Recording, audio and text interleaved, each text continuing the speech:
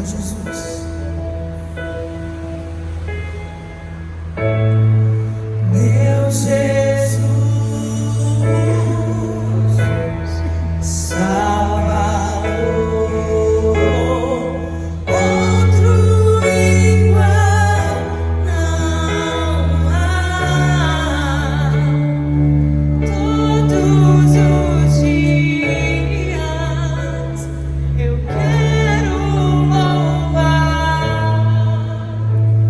as maravilhas de teu amor.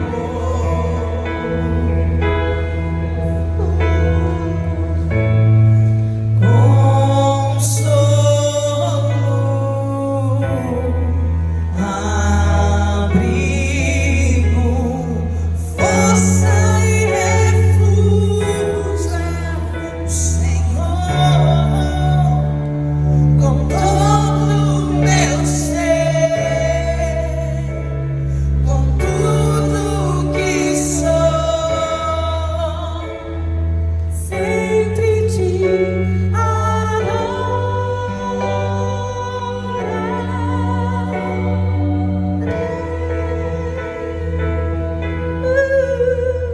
Ao Senhor toda a terra e cantemos poder, majestade, louvor Israel. Montanhas se prostrem e rujam os mares ao som de teu nome. Alegre te louvo por teus grandes feitos, firmado estarei, sempre te amarei.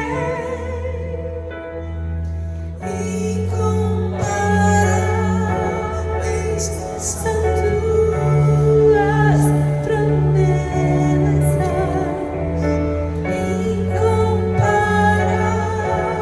incomparáveis são tuas promessas, incomparáveis, incomparáveis são tuas promessas,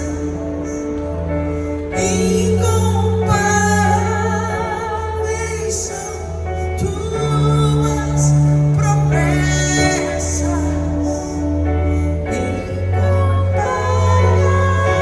incomparáveis são tuas promessas pra mim.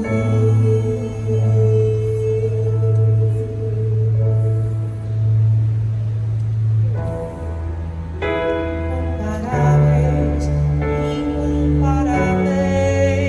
incomparável nosso Deus, são tuas promessas, incomparável Senhor, incomparáveis são tuas promessas, incomparável, incomparável.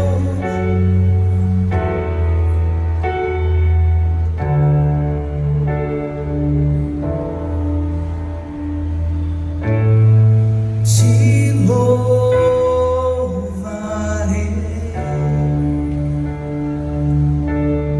não importa as circunstâncias,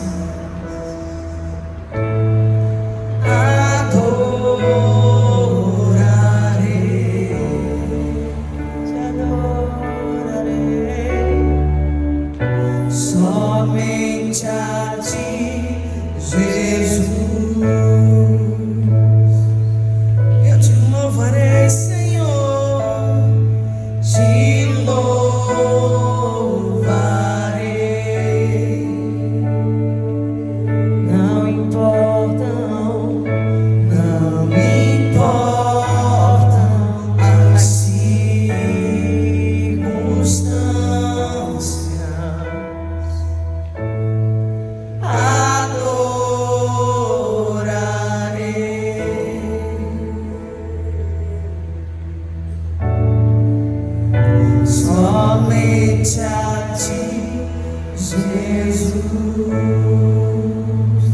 perto quero estar.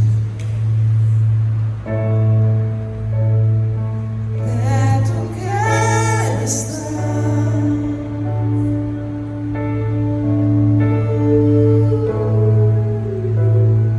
Junto aos teus pés,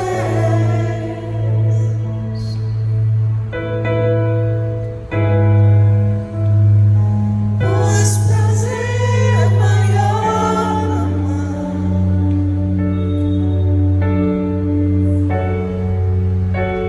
que me render em te adorar.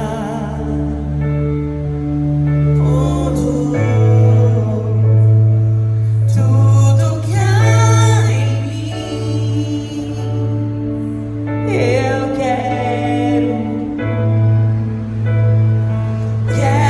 te ofertar.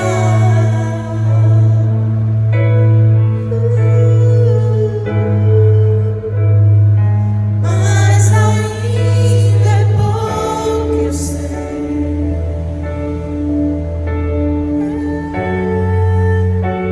Se comparado ao que vivi,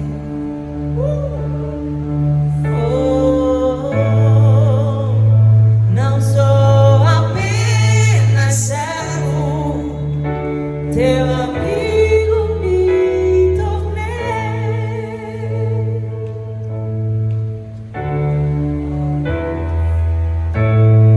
Te louvarei, te louvarei. Não me importam as circunstâncias,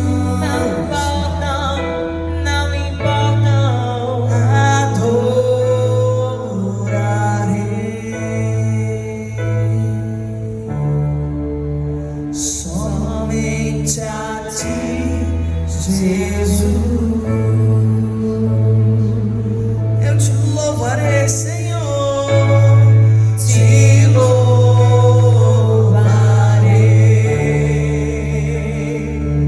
Não importam as circunstâncias, eu te adorarei, adorarei.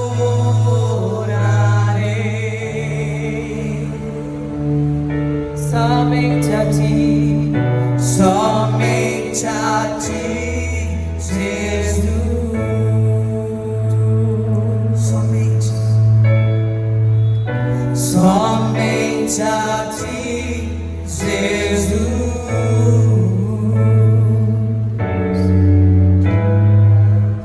Somente a ti, Jesus.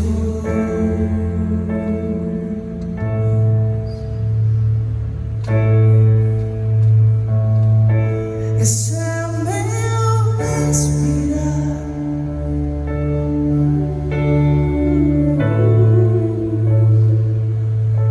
Esse é o meu respirar. Tu és o nosso respirar, Jesus. Tu és o nosso respirar, Jesus.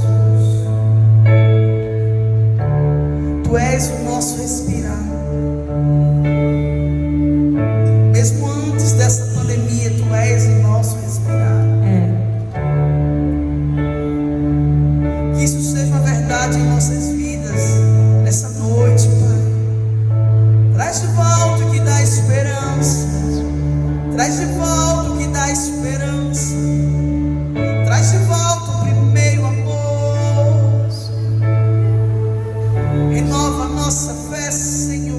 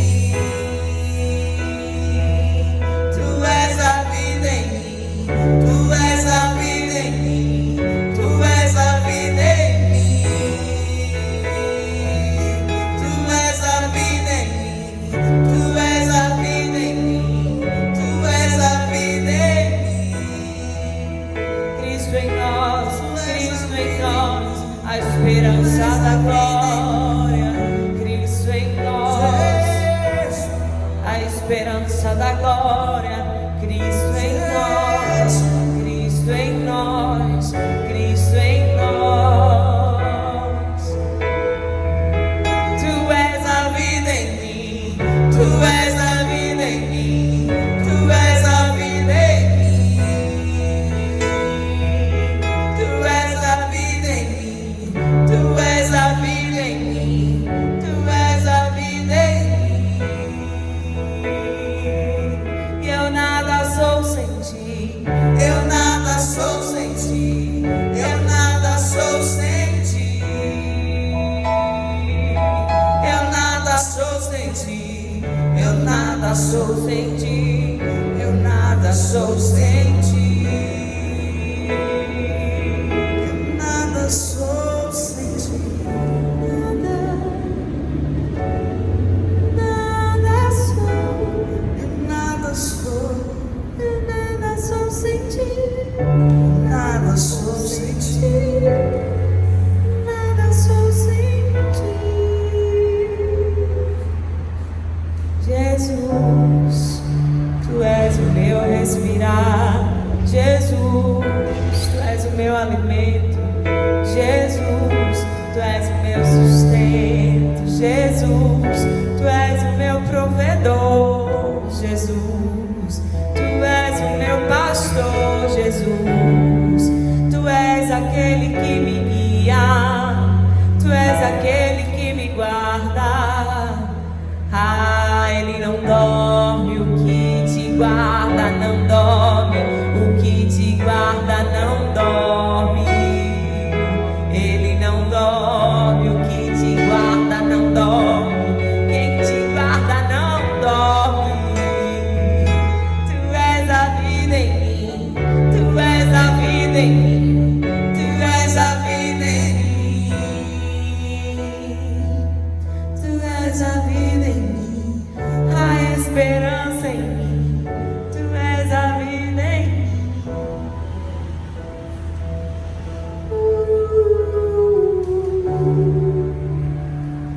Cristo em nós, Cristo em nós, a esperança da glória.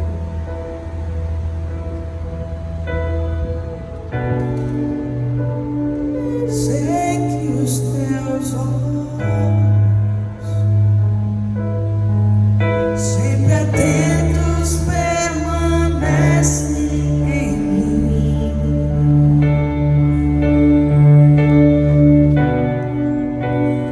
E os teus ouvidos estão sensíveis para ouvir meu clamor. Posso até chorar,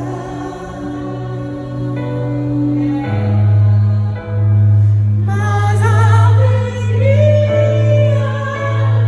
vem de manhã.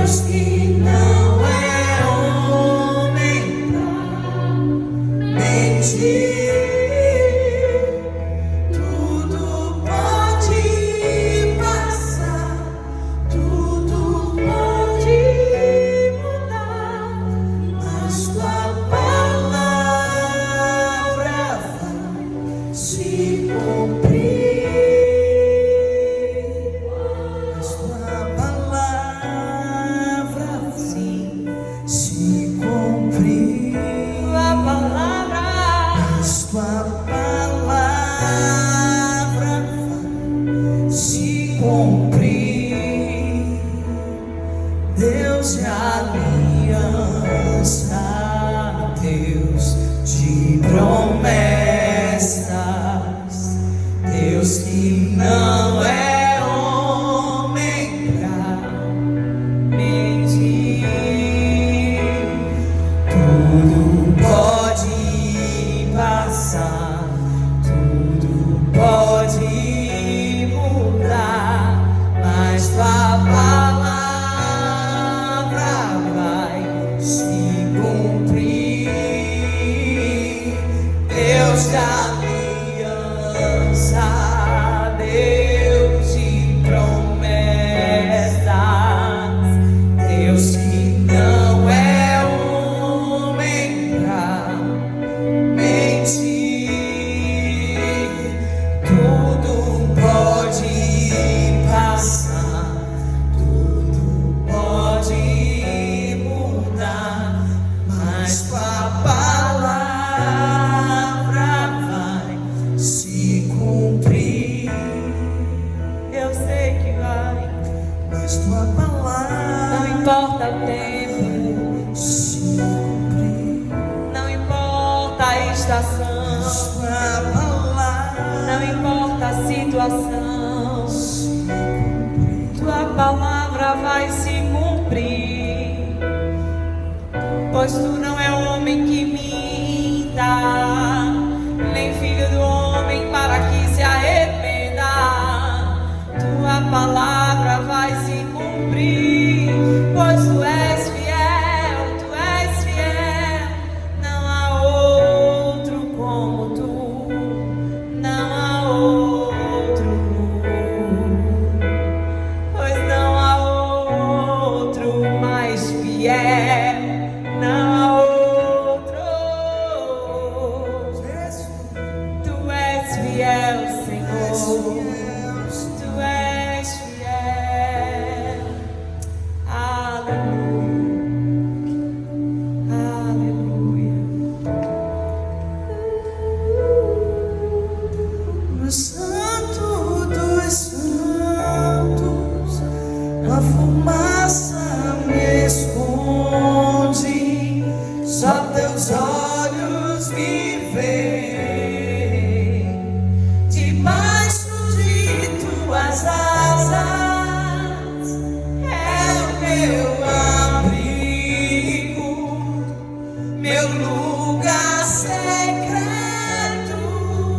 Só tua graça me basta, e tua presença é o meu prazer.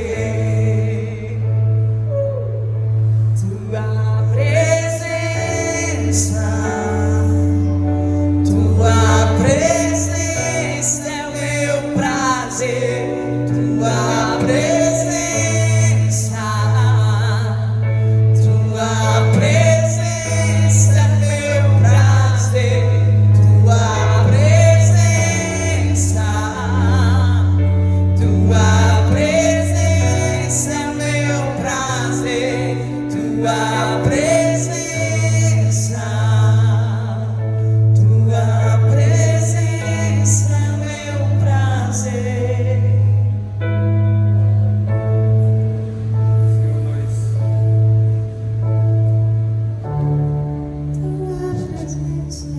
Agora, nós estamos aqui, Senhor, diante de Ti. A Tua palavra nos assegura que onde estiverem dois ou três reunidos em Teu nome, ali o Senhor está. O Senhor está aqui nesse lugar. Que a Tua presença possa ser real e nos inundar, Senhor, nessa noite.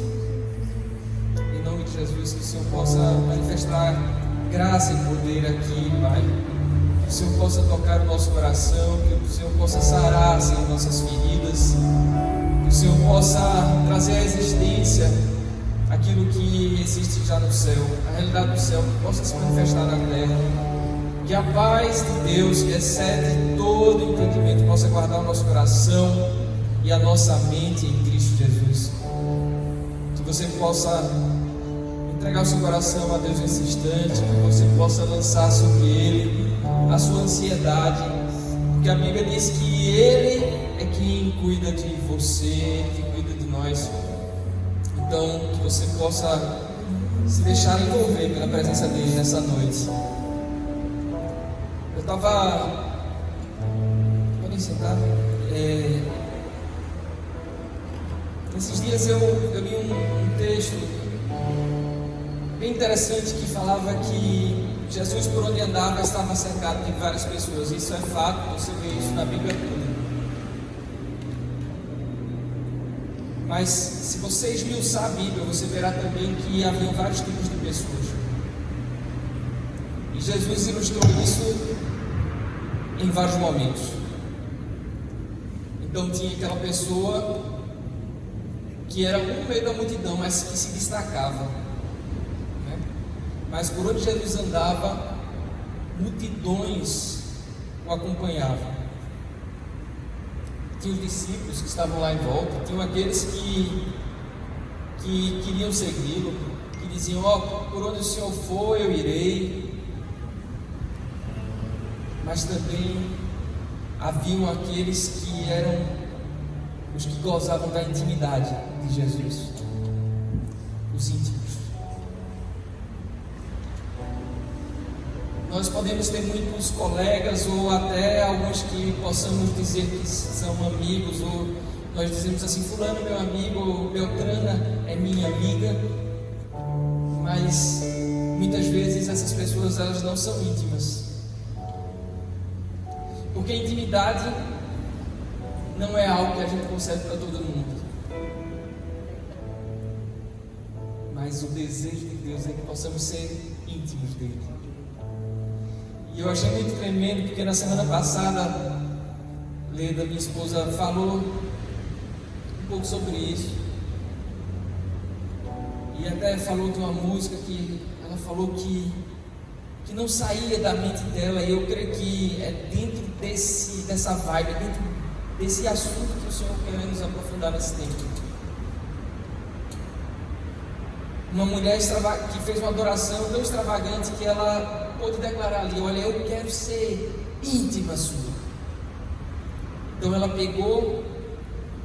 ligou para a reputação dela, ela pegou o dote que ela tinha, que era um pote de perfume, e ela quebrou esse vaso e colocou nos pés de Jesus. Era como se ela estivesse dizendo assim: eu quero ser íntima sua. Aquilo era algo que era concedido para o noivo, né? Era algo que era entregue ao noivo. E ali aquela mulher chega para Jesus e ela faz aquele ato. Mas eu queria hoje então falar basicamente de 4 tipos de pessoas, ou 4 tipos de atitude que são completamente diferentes. E para entrar no tema que a gente colocou, né, que é: aprenda a tomar a decisão que mudará a sua vida por completo. Eu acho que no fundo, todos aqui anseiam por uma mudança. E se há uma decisão que pode mudar a nossa vida por completo,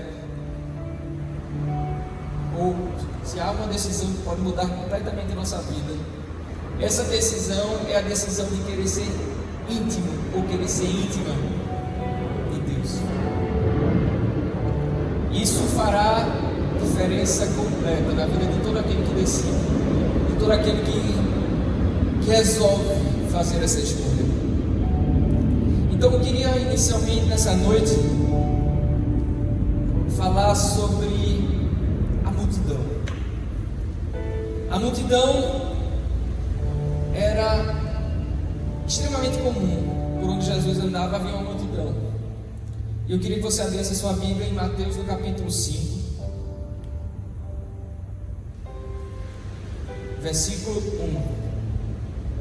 1. Mateus capítulo 5, versículo 1, que diz assim: vendo as multidões, Jesus subiu ao monte e se assentou. Seus discípulos aproximaram-se dele. A multidão cercava Jesus, mas a multidão não subia ao monte com Jesus. A multidão acompanhava Jesus, ouvia o que Jesus tinha para falar, mas a multidão não desfrutava das experiências sobrenaturais que Jesus desfrutava e que os discípulos, por estarem mais próximos, por diversas vezes desfrutaram. Porque as multidões, elas tinham algumas características. E eu queria que, enquanto a gente vai falando ou se aprofundando em cada um desses tipos de pessoas, que você se colocasse no lugar e pensasse em qual tipo você se encaixa. Porque a multidão, toda vez que Jesus falava em público, ela estava lá. Jesus era cercado por uma multidão. E essa multidão que sempre estava por perto, muitas vezes não tinha interesse na palavra que Jesus tinha para dar. O interesse dela era somente naquilo que Jesus poderia oferecer. Então muitas vezes a multidão, o interesse da multidão, não existiam hospitais como a gente conhece hoje, não existiam medicamentos como a gente conhece hoje. Então as multidões muitas vezes estavam ali porque estavam buscando uma cura, porque sabiam que Jesus poderia curar. Elas estavam ali para ter a solução de um problema que elas sabiam que Jesus poderia resolver. E muitas vezes a nossa motivação para buscar a Deus é a motivação da multidão. Estamos numa situação difícil, precisando de um socorro, precisando de um milagre, e rapidamente corremos como a multidão corria atrás de Jesus.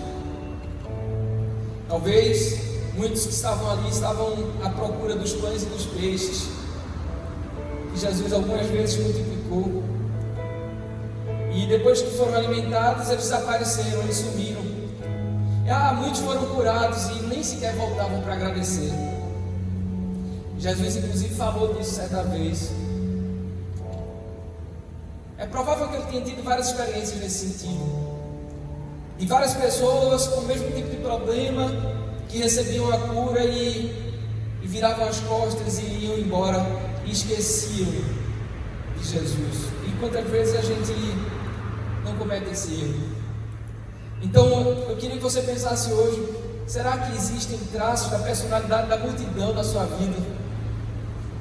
Será que você, em muitos momentos, não tem se comportado como uma multidão que busca Jesus não para receber dele um ensinamento que pode transformar você, mas busca o Jesus pelo que ele pode oferecer a você no momento que você está vivendo?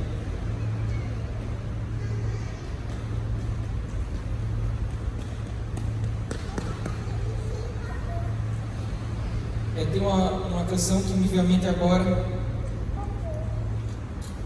que diz assim, era daquele Toque no Altar, que diz assim: de que adianta ter as riquezas desse mundo?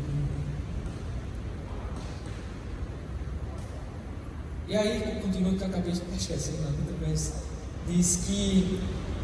diz mais ou menos assim, que a pessoa é honrada pelos outros, ela tem tudo que as pessoas podem ansiar, mas ele conclui dizendo assim, que isso não adianta de nada se não houver a presença de Deus, se ele não estiver perto do Senhor. E o refrão dessa música diz assim, que o Senhor, ele atende o desejo do nosso coração quando nós buscamos a Ele.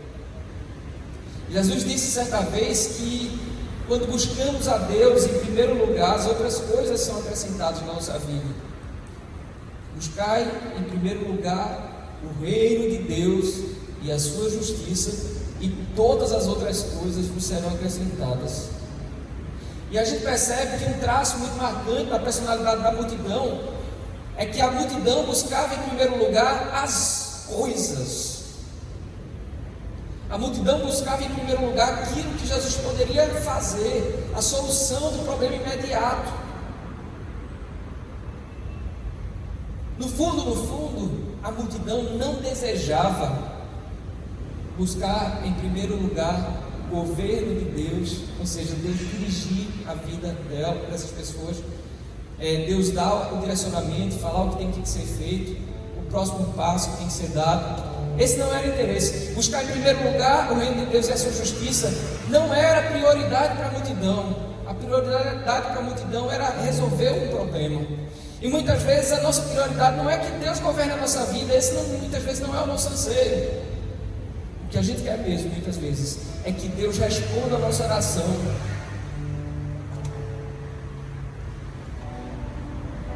Então, olha, escuta isso. Você não tem que ser no meio da multidão, porque esse traço de personalidade, esse traço de comportamento é o traço da maior parte das pessoas. Muitos querem o favor de Deus, mas não querem o Deus que concede o favor. Muitos querem o favor imerecido de Deus, a graça, mas não querem dar ou não querem o Deus que concede a graça. Então qual o seu desejo? Você quer o que Deus pode fazer por você, ou você quer a presença de Deus? Você se encaixa como alguém no meio da multidão, ou você deseja algo mais? Porque como a gente viu aqui no texto que acabamos de ler, Jesus viu a multidão, mas subiu ao monte, foi lá ter um relacionamento com Deus, foi lá ter uma experiência sobrenatural com a presença do Pai, e os discípulos foram juntos. Você quer ficar no meio da multidão, ou você quer subir o monte? Primeira coisa que você tem que pensar, essa é a decisão que você tem que tomar hoje. Se há uma decisão que você precisa tomar hoje, eu não quero ser como uma multidão, eu quero subir o monte. E subir o monte, imagine, o monte é um lugar alto. Subir o monte não é fácil. Subir o monte, muitas vezes, até dá medo. Os hebreus tiveram medo de subir o Monte Sinai. É por isso que muitas vezes a gente escuta aquela música aqui sendo cantada na igreja. Como é aquela música que diz assim? Suba em meu lugar, né? Eu vou entrar na casa e vou fazer mais perto, mais perto, o meu medo quer me. Então, olha só, existe um medo que paralisa de morrer. Eu não tive ainda o privilégio de ir no Monte Sinai, mas dizem que dá medo subir. De vida mesmo. Não, é uma subida longa de muitas horas. O apóstolo Paulo já foi lá.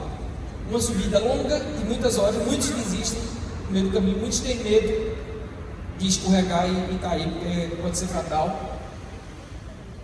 E o povo tem medo. Vai, Moisés, sobe no nosso lugar. Agora imagina só, um lugar difícil, de difícil acesso, extremamente íngreme,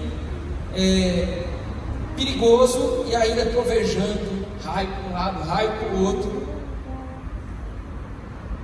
O povo tem medo. Subir o monte não é para a multidão. Subir ao monte é para quem quer algo mais, para quem quer ter uma intimidade maior. Então, não seja como uma multidão.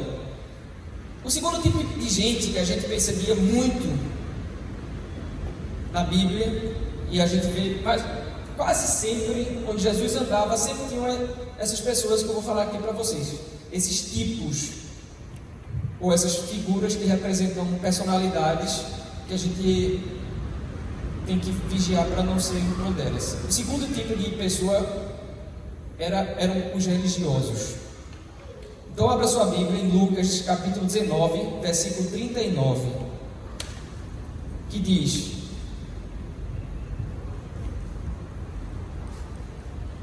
olha só, alguns dos fariseus que estavam no meio de quê? Da multidão, disseram a Jesus: Mestre, repreende os teus discípulos. Então, Perceba o seguinte: sempre por onde Jesus andava, a maior parte das passagens você vai ver isso. Tinha multidão que tinha aqueles traços que a gente acabou de falar, mas tinha também os religiosos. Toda vez que Jesus ensinou ou realizou um milagre, havia lá muitas vezes um fariseu, um religioso por perto. Eles estavam perto com uma motivação específica. Eles queriam achar um erro, eles queriam achar uma falha, eles queriam achar um motivo para poder acusar Jesus. Nos dias da gente, nos nossos dias, existem também os religiosos. Os religiosos, eles vêm aqui para um culto e não é para aprender algo novo, não é para ter um encontro com Deus, não é para corrigir alguma coisa na sua vida, para mudar o rumo de alguma coisa, não é para isso. Eles vêm para ficar olhando. E aí, será que eles estão fazendo certo? Eita, ó, aquela pessoa tirou a máscara. Eita, ó, fica procurando falha, fica procurando erro.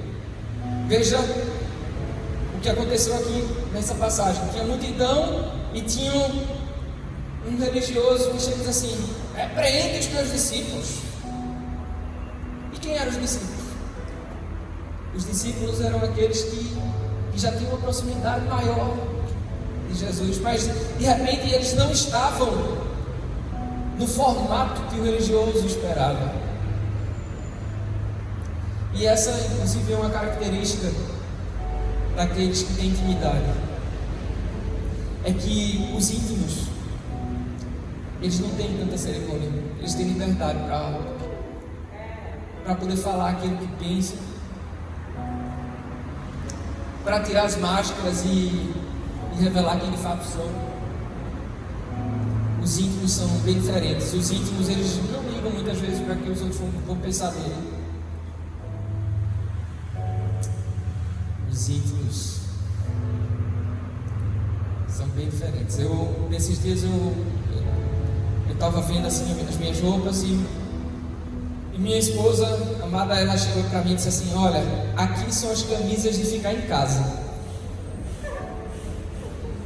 aqui são as camisas de ir para a igreja, aqui são as camisas normais. Tudo organizadozinho. Mas eu posso usar essa daqui? Pode.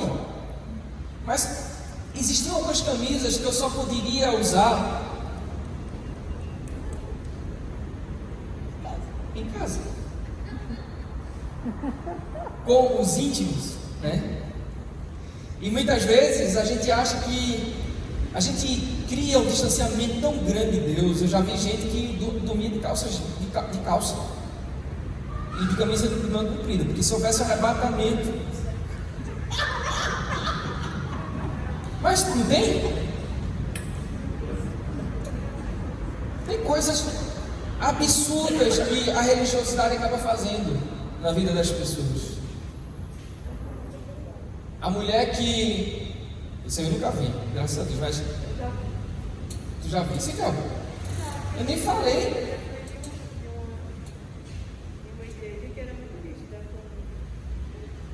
Então, aí veja, a gente não está aqui para falar mal de igreja, mas veja se tem sentido. Mas na maioria das vezes era por religiosidade. É porque no entendimento de quem Jesus é, achava que essa separação era esse respeito, era o que se fazia chegar a ele, a Deus. Na verdade não é. Entendeu? Entendi. Aí veja o caso, por exemplo, de Adão e Eva, né? Depois que eles pecaram, foi o que aconteceu. Eles se esconderam da presença de Deus e eles buscaram uma forma de se cumprir, porque eles estavam tão encharcados pelo pecado que eles começaram a se envergonhar da presença. A presença de Deus antes não os intimidava, não os envergonhava, porque eles viviam em santidade. Então, quando a gente escuta determinados absurdos, por exemplo, da esposa com seu marido, de só se relacionar com eles se for coberta. Assim, eu não estou aqui para criticar, mas vejam só, e a intimidade onde é que fica? Você já imaginou que o desejo de Deus, o homem e a mulher estavam nus lá no jardim do Éden, eles se relacionavam com Deus do jeito que eles estavam e eles não se envergonhavam, porque a intimidade era muito maior do que a cobertura que uma folha poderia dar, uma roupa que fosse. O Senhor anseia em que sejamos íntimos. Ele não quer que sejamos um no meio da multidão. Ele não quer que sejamos religiosos. Ele não deseja que a gente fique procurando erro nos outros para ficar apontando, ali isso é aquela pessoa. Não, isso é postura de religioso, não é postura de alguém que tem uma intimidade maior com o Pai. Eu diria que nem mesmo seguidor Jesus quer que você seja, e talvez você se escandalize agora, mas é exatamente o terceiro tipo de gente que eu queria falar agora, são os seguidores. E aí eu queria que você abrisse a sua Bíblia em João, capítulo 21, no versículo 20.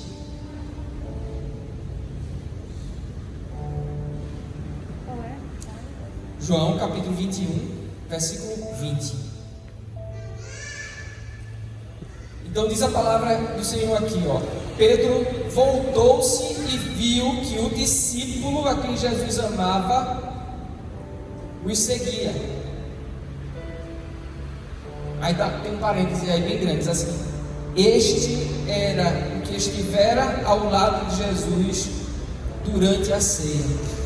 E perguntaram: Senhor, quem te irá trair? Então olha só, Jesus tinha muitos seguidores, e alguns desses seguidores se tornavam discípulos. No texto que a gente leu anteriormente, a gente viu que Jesus deixou a multidão e subiu o monte com quem? Com os discípulos. Então os discípulos tinham a possibilidade de estar mais próximos de Jesus. Esses discípulos eram distinguidos da multidão porque tinham o poder e a autoridade entregadas por Jesus. Porque o discípulo, que era aquele que era o seguidor, que era aquele que seguia, tinha os sinais que seguiriam eles, como diz lá em Marcos 16: e estes sinais seguirão os que creem. Em meu nome expulsarão demônios, falarão novas línguas, pisarão em serpentes e escorpiões, e nada lhes causará dano algum. Imporão as mãos sobre os enfermos e eles ficarão curados. Então, são sinais que seguem os seguidores. Porque a pessoa segue porque crê. Então as pessoas seguiam a Jesus porque criam em Jesus. A multidão também seguia, mas seguia temporariamente. A multidão seguia porque tinha um interesse pontual, que quando era suprido, rapidamente esquecia de Jesus e ia embora. O religioso também seguia de certa maneira, mas para procurar um erro. Mas o seguidor que a gente está falando aqui, seguia Jesus com um propósito específico, porque cria em Jesus e porque queria fazer a diferença na terra de algum jeito. É bom ser seguidor? É. Mas é o que o Senhor quer? Não. Como é, meu irmão? Talvez você esteja pensando. Eu queria que você abrisse então sua Bíblia em Mateus no capítulo 8, a partir do versículo 18, que a gente vai ver mais uma vez essa coisa se repetindo aqui. Olha só, diz aqui: quando Jesus viu a multidão ao seu redor, deu ordens para que atravessassem para o outro lado do mar. Então o mestre da lei aproximou-se e disse: Mestre, eu te seguirei por onde quer que fores. Olha aí, a gente já está vendo quem? A multidão. A gente já está vendo um religioso que está querendo ser um seguidor. Então pode haver seguidor religioso? Pode ou não pode? Pode. Mas esse é o desejo de Deus? Não. E aí Jesus respondeu, versículo 20: as raposas têm suas tocas e as aves do céu têm seus ninhos, mas o Filho do Homem não tem onde repousar a cabeça. A gente não sabe o que aconteceu, porque o texto não diz, mas muito provavelmente o religioso foi-se embora, desapareceu. Por quê? Porque logo em seguida diz assim: outro discípulo lhe disse. Olha só, a gente já está vendo aqui outro que já estava no nível mais avançado. Era aquele nível que podia estar mais próximo de Jesus, subir um monte, estar ali no pequeno grupo. E esse outro discípulo, versículo 21, chegou para ele e disse: Senhor, deixa-me ir primeiro sepultar o meu pai. Mas Jesus lhe disse: siga-me e deixe que os mortos sepultem os seus próprios mortos. Então a gente percebe aqui que para ser um seguidor tem que haver renúncia. Para ser um seguidor precisa se abrir mão de alguma coisa, da comodidade, representada aqui com a frase de Jesus de dizer que muitas vezes não tinha onde reclinar a cabeça. Muitas vezes o religioso segue porque ele tem um interesse em ter uma casa, né? Em ter onde reclinar a cabeça. Talvez esse fosse o caso, e ele fugiu. Esse outro talvez tenha fugido porque Jesus falou do seu óbvio. Talvez você diga: poxa, mas foi tão duro ali. Estava não, era o pai da pessoa. Eu não sei, Jesus queria provar aqueles que o seguiam. E Jesus prova aqueles que o seguem. Mas não é o desejo de Deus que você seja só um seguidor. O desejo de Deus é que você seja o quarto tipo de pessoa, que é o que eu vou falar agora. É que você seja o íntimo. Que você seja íntimo. E o texto que a gente leu ainda há pouco, de João 21:20, revela exatamente a diferença de um seguidor para um íntimo. E eu queria que você abrisse novamente o texto para que a gente possa esmiuçar e você possa perceber essa verdade.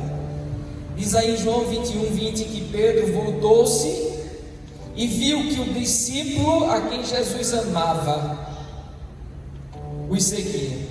Então aqui a gente vê um primeiro traço. É bem verdade que Jesus amou todo mundo. A Bíblia diz que, inclusive, que Deus amou o mundo de tal maneira, na verdade Deus amou o mundo de tal maneira, que enviou o seu Filho unigênito para que todo aquele que nele crê não pereça, mas tenha vida eterna. Então Deus amou, sendo que Jesus era Deus. Porque mesmo sendo Deus, Jesus não teve a posição de Deus como algo a que ele viesse a pregar, mas ele abriu mão da forma de Deus, veio em carne, habitou entre nós e morreu na cruz em nosso lugar, para que todo aquele que nele crê não pereça, mas tenha vida eterna. Então Jesus é o próprio Deus que se fez carne, e ele amou todos nós, tanto é que se entregou por todos nós, o bom, o mau, o ladrão, o que não é ladrão, por todos. Mas veja, esse discípulo aqui tinha algo diferente nele. Era um discípulo que Jesus tinha um apreço diferente.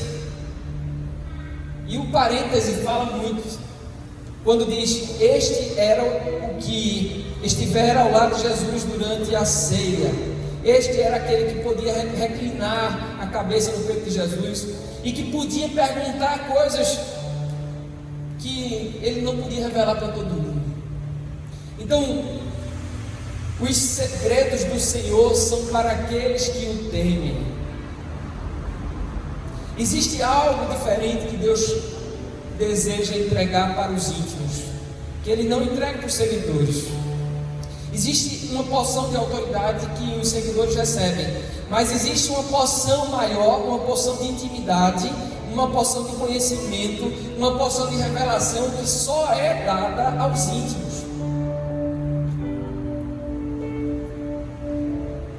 Então veja, um mestre da lei se aproximou e disse: mestre, eu vou te seguir para onde for.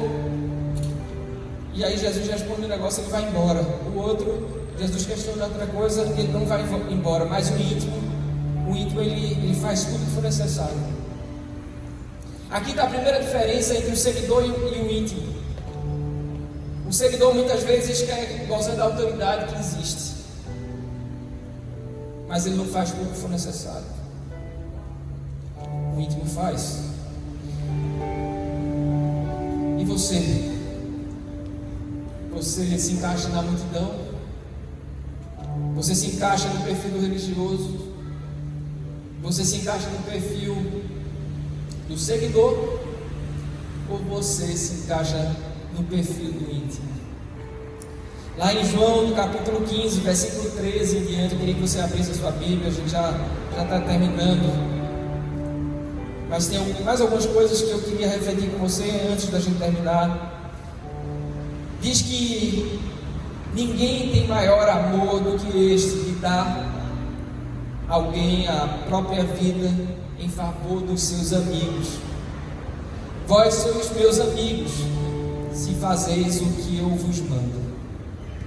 Já não vos chamo servos ou seguidores, porque o servo ou o seguidor não sabe o que faz o seu senhor, mas tenho-vos chamado amigos, porque tudo quanto ouvi do meu Pai vos tenho dado a conhecer. Olha só que coisa tremenda. A gente precisa sair da condição de seguidor, de servo, para a condição de íntimo, de amigo. Na verdade, embora muitas vezes a gente tenha o hábito de linguagem de dizer que várias pessoas são nossos amigos ou nossas amigas, amigo de verdade mesmo são pouquíssimos. São os íntimos. São aqueles que podem ir na sua casa e ver você vestindo a camisa para usar em casa.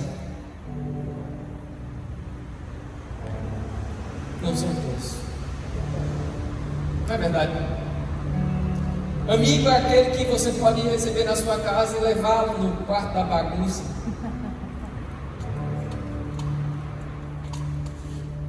Sabe aquele quartinho que você diz assim, ó, aqui é o meu quarto, aquele quarto da minha filha, aquele não sei o quê, e aquela porta fechada ali é um depósito.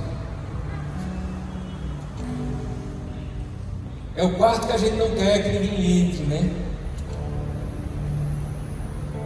É o quarto da bagunça. Já imaginou que se você quer ter intimidade com Jesus, você precisa levar Ele em todos os cômodos da sua vida, em todos os quartos? Você precisa abrir em todas as portas trancadas?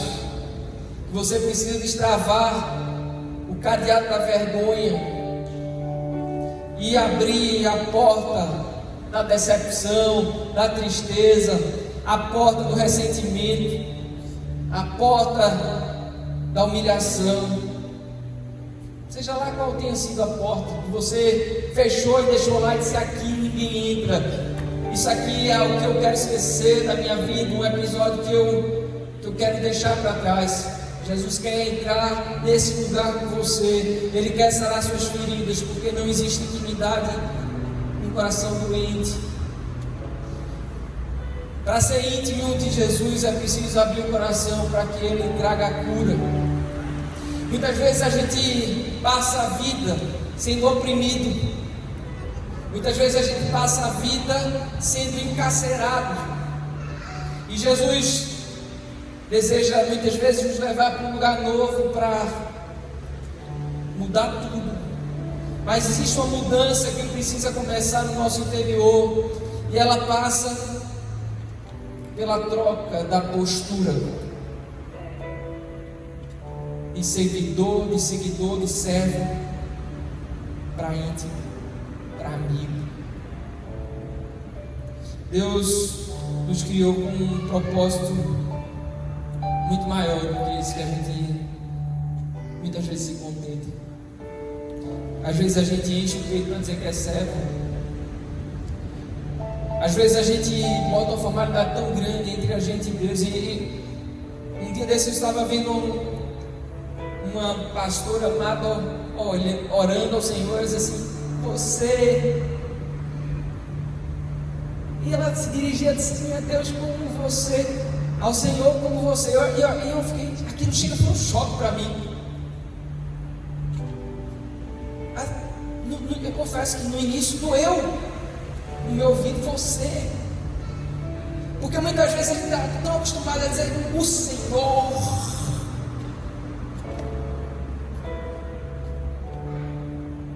não seria o desejo de Deus que a gente chamasse você, paizinho, meu amado?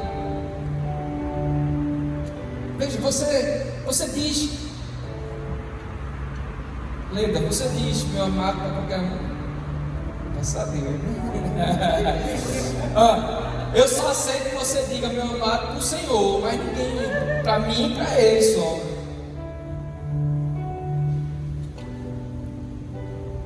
Meu amado, ela só diz para quem ela tem intimidade. Para mim, graças a Deus, e para o Senhor. E você? Então, o íntimo, ele tira as barreiras. Eu estava lendo um texto esses dias que eu achei muito tremendo. Mostra que quando Davi assumiu o trono, uma das primeiras coisas que ele desejou fazer foi trazer a Arca da Aliança para junto. A Arca da Aliança estava esquecida. É provável que todos os rituais religiosos estivessem sendo feitos, o sacrifício dos animais, toda aquela coisa toda. Mas a presença de Deus que era manifesta através da arca, que representava a presença, ela não estava mais lá. A arca tinha sido levada, tinha sido devolvida e tinha ficado esquecida num lugar. E houve um dia que Davi foi buscar a arca. E é tremendo que a Bíblia mostra, eu nunca tinha parado, gente, para pensar nisso, que Davi trouxe a arca e ele não botou a arca num templo, numa casa pomposa, bonita, com um véu dividindo. Davi colocou a arca debaixo de uma tenda, e todo mundo podia ver a arca que era vista só pelo sacerdote, o sumo sacerdote, num momento específico do ano. E Davi chega e quebra todo esse ritual, e ele chega e diz: vai ficar aqui debaixo da tenda, numa coisa simples, porque a presença de Deus é para todo mundo. Ele enxergou bem antes de Jesus algo que Jesus iria fazer, porque no tempo de Jesus o véu que dividia o lugar santo do Santo dos Santos se rasgou quando Jesus se entregou na cruz. Mas Davi, bem antes, tirou o véu, porque Davi era alguém que gozava da intimidade de Deus, e por essa intimidade que ele tinha, ele fazia coisas que, se outras pessoas fizessem, seria horrível. Comer, por exemplo, o pão sagrado lá que ficava dentro do templo. Num dado momento ele fez isso.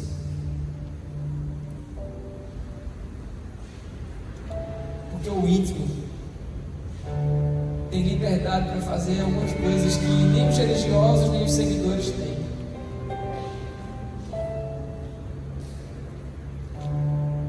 Já parou para pensar que o desejo de Deus é que você seja íntimo, que você seja íntima dele?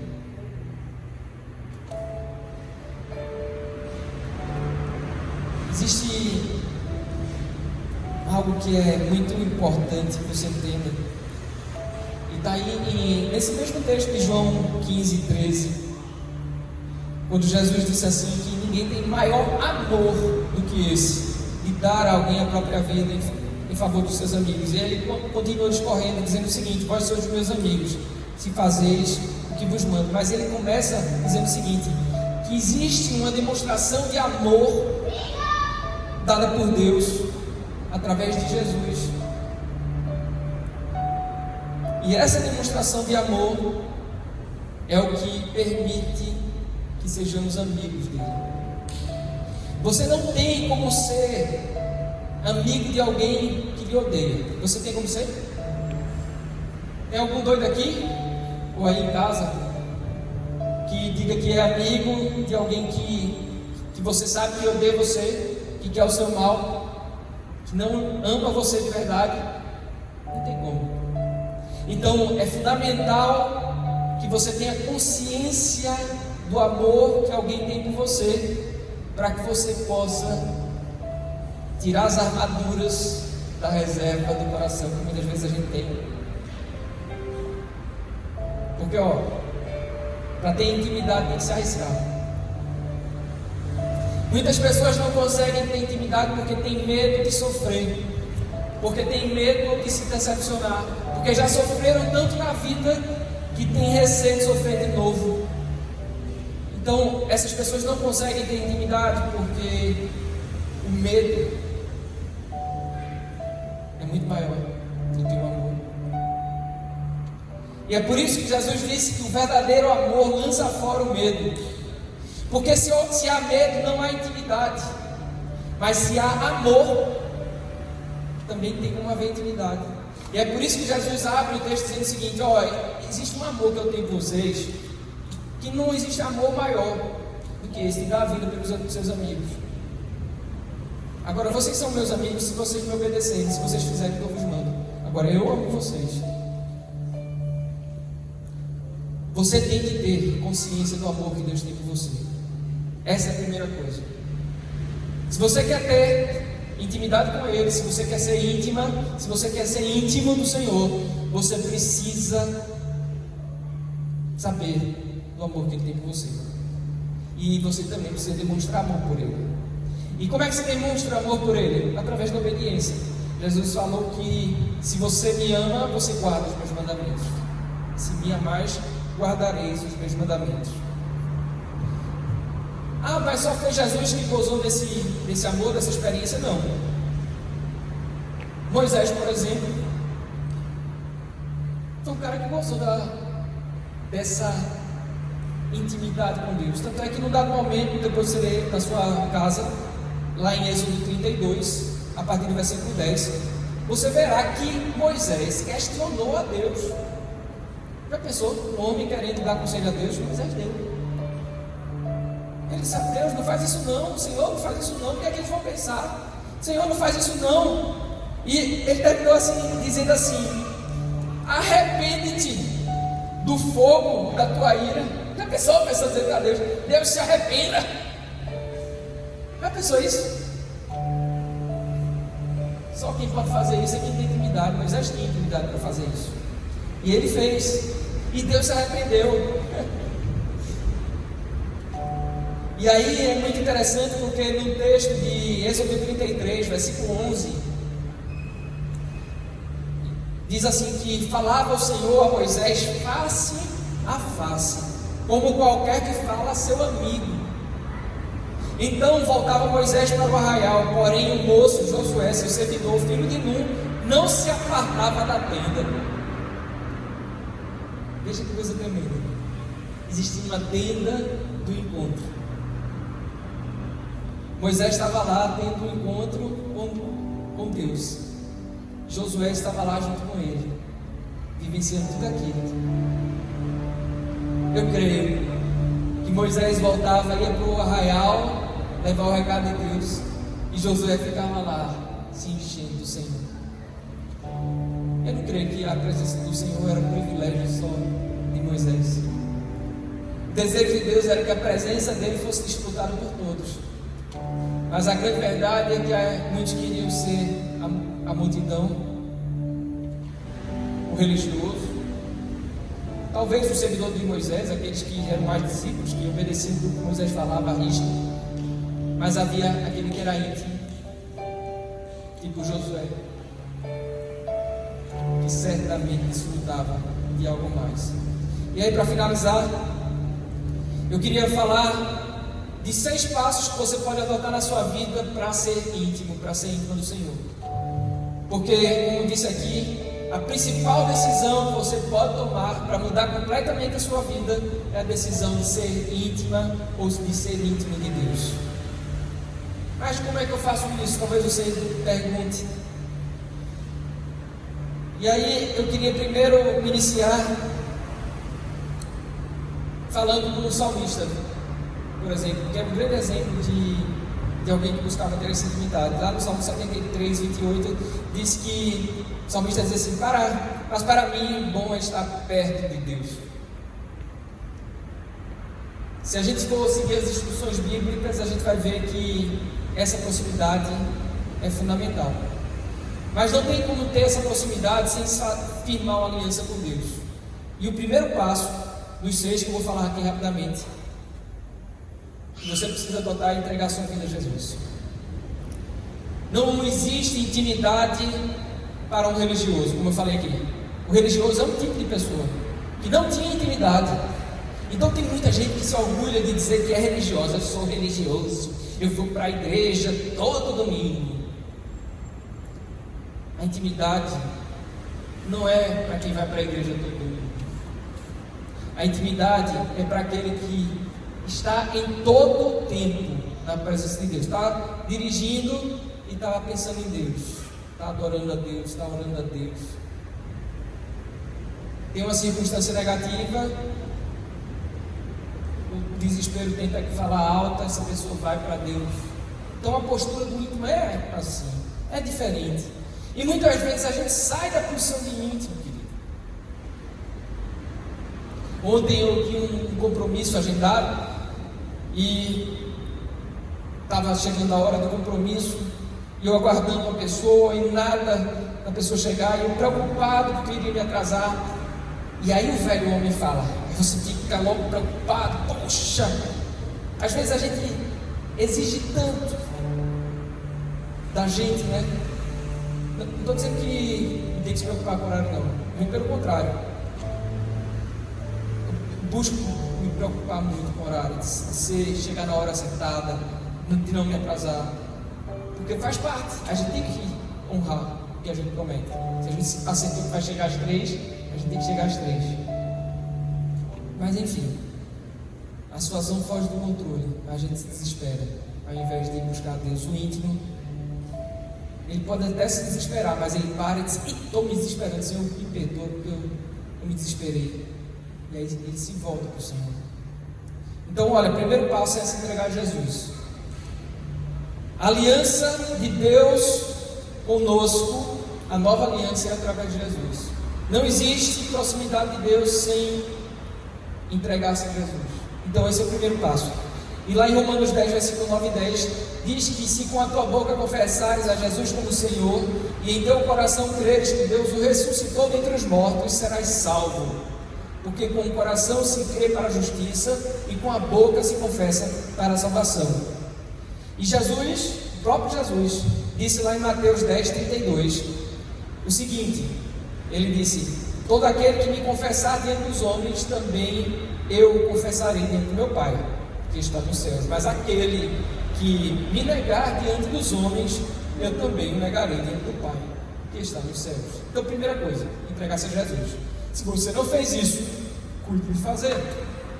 Porque se você quer sair da posição da multidão, do religioso ou do seguidor, e ir para a posição do íntimo, tem que se entregar a Jesus, tem que fazer aliança através de Jesus, confessar Jesus como Senhor e Salvador da sua vida publicamente.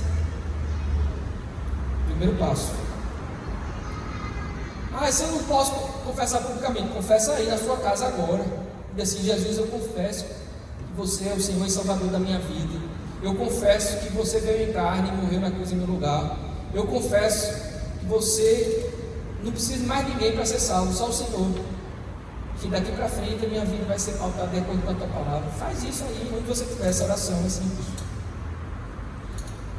O segundo passo, preste atenção, é conhecer a palavra. A Bíblia diz lá em Hebreus 4:12 o seguinte: pois a palavra de Deus é viva e eficaz, e mais afiada que qualquer espada de 2 gumes. Ela penetra ao ponto de dividir a alma e espírito, juntas e medulas, e julga os pensamentos e intenções do coração. Então, quando a gente conhece a Bíblia, também nós vamos conhecendo a Deus, porque Deus se revela através da Bíblia. Estão entendendo aí? Tem alguém comigo aí? Então, quando a gente conhece a Bíblia, Deus se revela através dela. Lá no Salmo 119, versículo 11, diz que eu guardei no coração a tua palavra para não pecar contra ti. A Bíblia também diz que sem santidade ninguém verá a Deus. E sem santidade, o que é ser santo? O que limpa a gente, o que torna a gente santo é o sangue de Jesus. E a gente busca andar uma vida reta, que não tem como acontecer sem intimidade com Ele. Agora, se você não lê a palavra, como é que você vai saber o que está errado na sua vida? O que revela o erro da nossa vida é a palavra. A terceira coisa, e a gente já está quase chegando ao fim, ter tempo de oração e jejum. Jejum, deixar de comer. A oração não é uma repetição. Depois de ler na sua casa Mateus, no capítulo 6, que você vai ver quando Jesus ensinou. Jesus ensinou em Mateus 6 que a gente, quando for orar, que o ideal é que a gente se isole como ele fazia. Ele ia para o monte, ele ficava lá na presença de Deus, ele e Deus refletindo. Tenha também momentos assim, você e Deus e mais ninguém. Vá para o seu quarto, é o que Jesus fala em Mateus 6, feche a porta do seu quarto, esteja lá você e ele, comece a se relacionar com Deus através da oração. Aí ele ensina a estrutura de oração do Pai Nosso, que é começar reconhecendo a grandeza de Deus. Pai Nosso, que estás nos céus, Tu és santo, Tu és poderoso.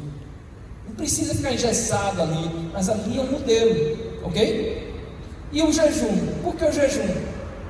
Porque quando a gente pratica o jejum, além de ser extremamente benéfico para a nossa saúde, está aí minha esposa,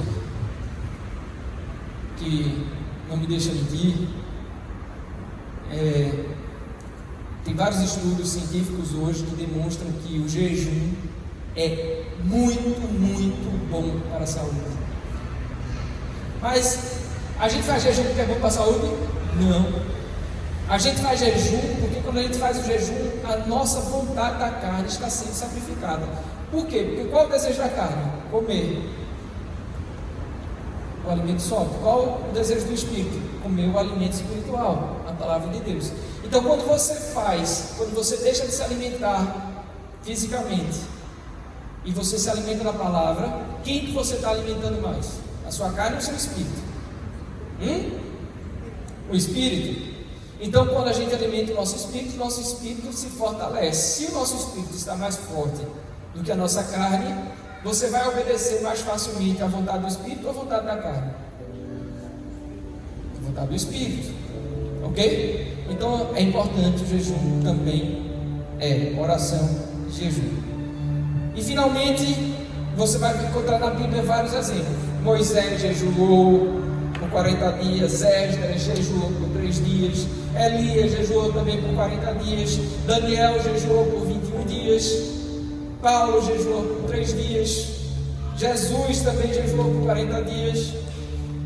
Um monte de gente jejuou. Você tem que jejuar também. Se você quer ter intimidade, você tem que orar e jejuar. Isso tem que ser uma prática de vida. Mas lá em Isaías fala que existe um jejum ideal. E o jejum ideal é você se preocupar com o próximo, com a viúva, com o órfão. É não ficar demonstrando que está de jejum, porque tem gente que entra assim na igreja, sabe? Todo de cabeça baixa. Aí a gente, tá tudo bem. Mas o que está acontecendo? Jejum, sabe? Pastor, jejum pesado. Irmão, acabou, amigo. Não adiantou de nada. Não tem gente que faz o jejum para ser visto pelos homens, assim como tem aqueles que fazem oração para serem vistos pelos homens. Não é isso. O íntimo, ele ora porque ele quer relacionamento. Ele faz jejum porque ele quer relacionamento. Então o íntimo ora porque quer ter intimidade. O íntimo ora porque faz jejum porque também quer ter intimidade. Ok? Por fim, o quarto ponto. Se você quer ter intimidade, comece a exercer obediência. Porque Jesus disse, a minha comida, João 4,34, a minha comida é fazer a vontade daquele que me enviou e concluir a sua obra. Em outra passagem, está lá em João 6,38, Jesus declarou o seguinte: porque eu desci do céu não para fazer a minha própria vontade, e sim para fazer a vontade daquele que me enviou. Então, obediência, querido, é um posicionamento. Obediência, para que você possa ser obediente, você tem que ser disciplinado, você tem que ser disciplinada, você precisa ser comprometido, você precisa ser comprometida. Não tem como ser obediente sem disciplina, sem posicionamento, sem compromisso. Saul, por exemplo, tinha tudo para reinar muito tempo, mas a duração do reino dele não foi tão longa porque ele não obedeceu. Ele quis sacrificar, mas ele não quis obedecer. E o profeta Samuel certo dia disse para ele: olha, obedecer é melhor do que sacrificar. E muitas vezes a postura do religioso é a postura do sacrifício e não a postura da obediência. É por isso que não gozam da intimidade, porque não vai gozar de intimidade aquele que só quer saber de sacrificar e quer pouco saber de obedecer. É o sujeito que pega e sobe o morro nadando porque alcançou uma suposta graça, mas ele não está fazendo aquilo porque ele quer ter intimidade. Ele está fazendo aquilo para pagar pelo que ele recebeu, para não ficar devendo nada e poder ficar pegando o resto do ano todo. Então não é por aí, não é assim. Obedecer é melhor do que sacrificar. O desejo do Senhor é que haja obediência. A quinta coisa que a gente precisa fazer, eu já falei quanto, gente? 4, isso aqui também, né? Viver em comunidade. Tem até uma citação de um teólogo que ele diz assim, que existem duas coisas que não podemos fazer sozinhos. A primeira coisa que não podemos fazer sozinhos é casar. Então aqui as mulheres estão doidas para casar e muitas estão meio que aperreadas porque isso não tem como ser feito sozinho, não é não? Mas espera no Senhor sem desistir, que Ele não falha, tudo Ele já preparou, seu amor nunca mudou. Espera no Senhor sem desistir, seu amor nunca mudou. É isso aí, vai casar tudinho. Amém. Eu me senti nenhuma empolgação. Acho que tem gente que acho que tem gente que está conformado com a situação, ou se viu livre de uma e não quer saber dessa história. Talvez tenha alguns que dizem, pastor, mas é melhor estar só do que mal acompanhado. É verdade. Mas existe alguém no coração de Deus, no seu coração, né? E eu acho que a gente tem que pedir isso. Muitas vezes a resposta que a gente tem, muitas vezes é a resposta que a gente escolhe ter, e não é a resposta que a gente esperou de Deus receber. E isso é um problema. As escolhas precipitadas ou pela lógica humana, muitas vezes elas não dão certo. Mas voltando à história aqui, que muitos não gostaram e não se animaram muito, nem cantar o louvor, nem dizer o amém. O teólogo disse que tem duas coisas que não se pode fazer só. A primeira é o casamento e a segunda é ser cristão. E eu achei muito interessante. A Bíblia é recheada de passagens que mostram isso. Onde estiverem 2 ou 3 reunidos em meu nome, eu vou estar ali. O que 2 de vocês ligarem na terra será ligado nos céus. Ou quando chegou lá em Atos, Jesus disse: fiquem lá em Jerusalém reunidos, até que do alto vocês possam ser revestidos de poder. E aí a glória de Deus veio. Então existe algo que acontece diferente quando estamos em comunidade. E é por isso que eu diria que existe toda uma ação do inferno para impedir que nós estejamos juntos, fechando as igrejas, colocando restrições. No ônibus lotado pode estar todo mundo, mas na igreja com afastamento, distanciamento social, usando máscara, álcool gel, não pode. Por quê? Porque sei lá, eu acho que por trás de muitas coisas, não estou falando nem dos governantes, mas de algo espiritual que influencia, existe toda uma influência para que a gente não esteja junto. E por quê? Porque Jesus é relacional. Cristianismo não é religião, cristianismo é relacionamento com Deus. É por isso que quanto maior for a intimidade com Ele, também mais próximos estaremos uns dos outros.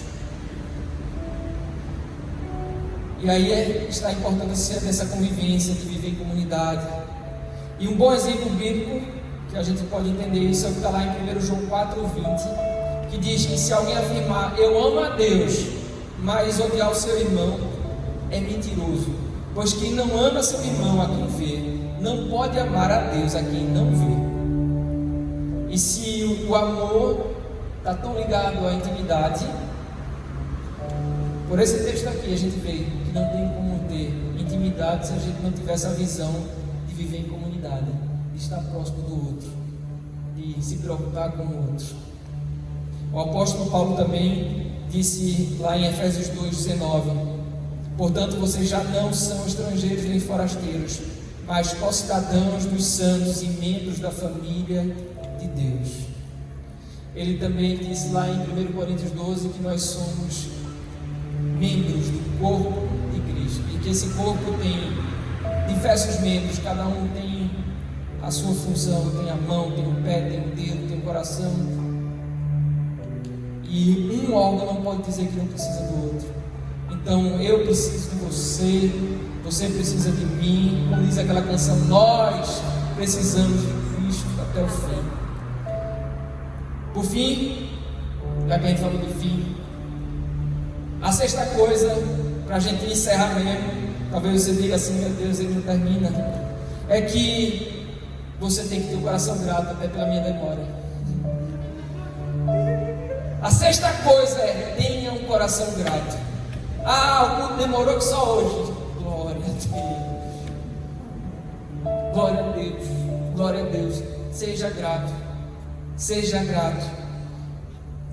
Você tem que ser grato. Não tem como ter intimidade para aquele que vive reclamando. Veja só, imagine que você ia querer estar perto de alguém que quando chega perto de você é só para lhe pedir alguma coisa, e quando recebe só para reclamar, ou não reconhece o que você fez e só fica se lamentando. Você não vai querer estar perto dessa pessoa. Às vezes a gente não diz, poxa, eu estou por aqui com fulano, eu estou por aqui com Beltrano. A irmã está balançando a cabeça aqui 10 vezes, eu já vi que é bem por aí. Às vezes a gente diz isso, né? Estou por aqui, mas a gente precisa agradecer. Olha, lá tem um texto lá de Provérbios, eu acho que diz assim, que assim como um ferro afia o outro ferro, uma pessoa é afiada pela outra. Então, Deus tem esmerilhos, tem esmerilho na nossa vida, né? Assim, tem gente que é aquela pedra para molar, que está nos preparando para a eternidade. Então, você crê que está sendo amolado pelo Senhor? Você crê que está sendo amolado pelo Senhor? Então começa a ter o coração grato. Eu diria que esses são os 6 passos para você ser íntimo ou íntima do Senhor e finalmente conseguir cumprir essa decisão, que é a decisão que pode mudar a sua vida. Não vai mudar a sua vida a decisão de ser um religioso. Não vai mudar a sua vida a decisão de querer continuar na multidão. Não vai mudar nem sequer a sua vida a decisão de querer seguir a Jesus. Vai ajudar muito, mas não vai mudar. O que vai mudar mesmo a sua vida por completo é o desejo de ter a intimidade com Deus, de ser íntimo. Eu queria orar por você nesse instante. Feche os seus olhos aí onde você está. Pai, aqui nós estamos diante de Ti, nós te louvamos, Senhor, pela Tua palavra, que ela não se aparte do nosso coração. E nós tomamos hoje a decisão de desejar, de querer mais intimidade contigo. Nós queremos ser íntimos. Nós queremos ser íntimos.